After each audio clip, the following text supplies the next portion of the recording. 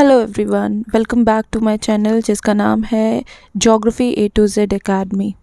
आज हम शुरू कर रहे हैं क्लास 6 ज्योग्राफी का third chapter motions of the earth, जिसमें हम अर्थ के डिफरेंट मोशंस एंड उसके सिग्निफिकेंस के बारे में बात करेंगे।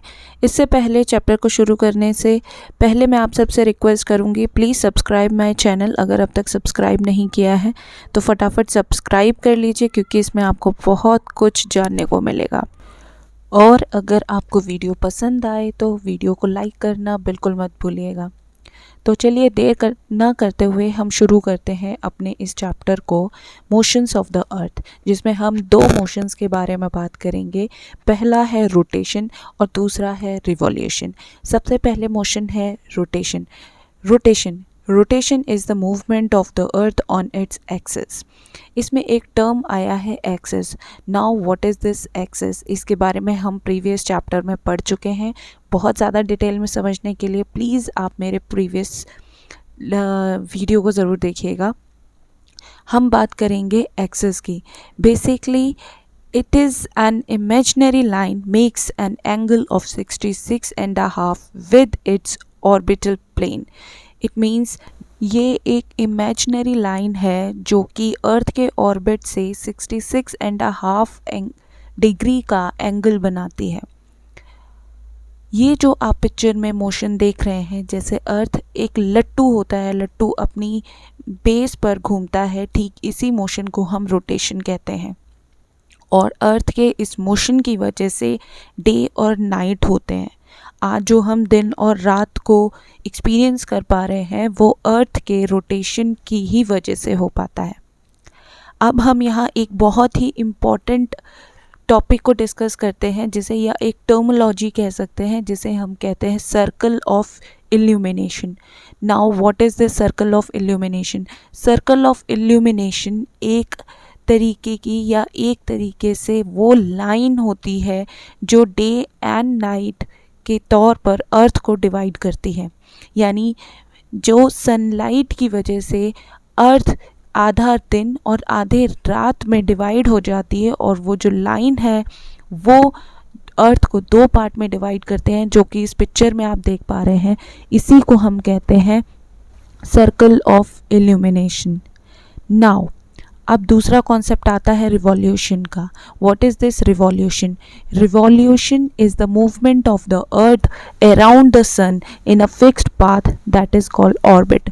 यानी रिवॉल्यूशन एक वो मूवमेंट है अर्थ का जो कि इस अर्थ सन के चारों तरफ एक फिक्स्ड पाथ में घूमती है, और उस फिक्स्ड पाथ को हम कहते हैं ऑर्बिट।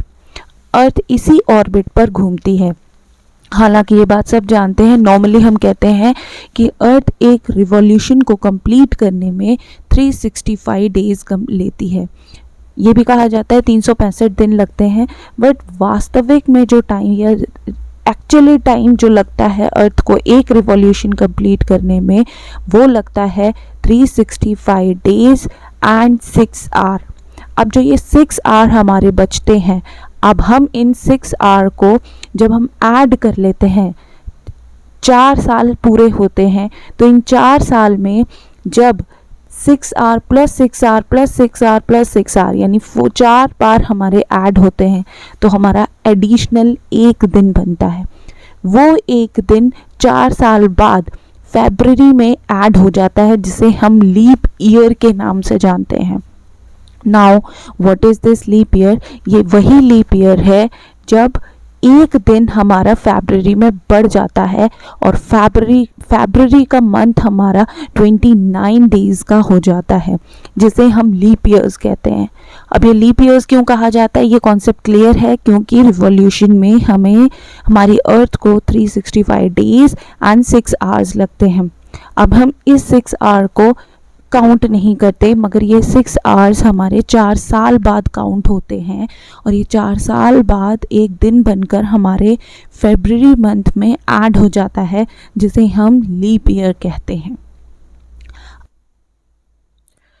नाउ हम बात करेंगे कि significance of rotation and revolution, यानी सिग्निफिकेंस क्या है रोटेशन एंड रिवॉल्यूशन का। In simple term, rotation and revolution is very important for the seasons of the earth. Whatever seasons we are experience, these seasons are just because of rotation and revolution of the earth. अब ये कैसे है, इस चीज़ को समझने के लिए हम इस डायग्राम को समझेंगे. सीजन,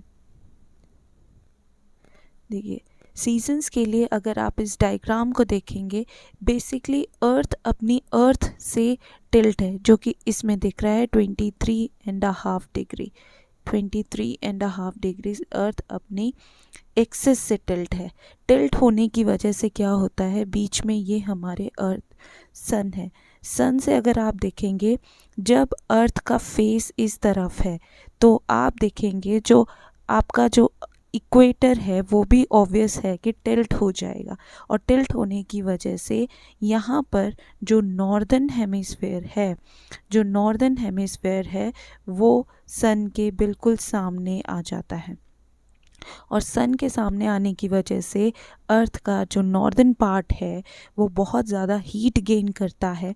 और हीट गेन करने की वजह से यहाँ पर हमें समर सॉलिस्टिक मिलता है. समर सॉलिस्टिक की वजह से यहाँ पर हमें नॉर्दर्न पार्ट जब सन के सामने होगा तो यहाँ पर समर सीज़न एक्सपीरियंस किया जाएगा.